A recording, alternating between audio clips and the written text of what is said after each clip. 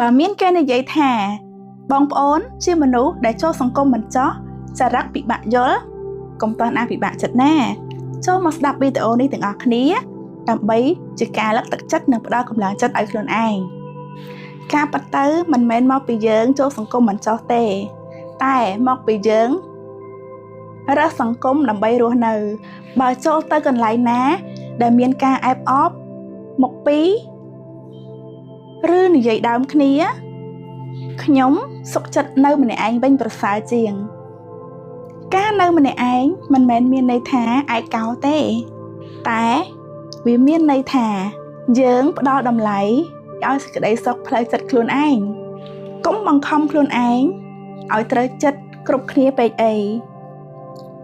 បាច់ដាក់នៅក្នុងភក់ក៏គេមើលមិនឃើញតម្លៃដែរអញ្ចឹងត្រូវរកកន្លែងណា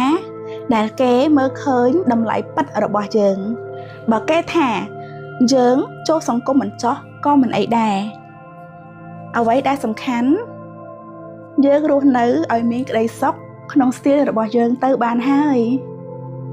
ឲ្យតម្លៃខ្លួនឯងឲ្យច្រើនណាស្រីគ្នាយើងបើចូលចិត្តវីដេអូបែបនេះកុំភ្លេចចុច follow និង share ម្នាក់មួយផងណាស៊ូ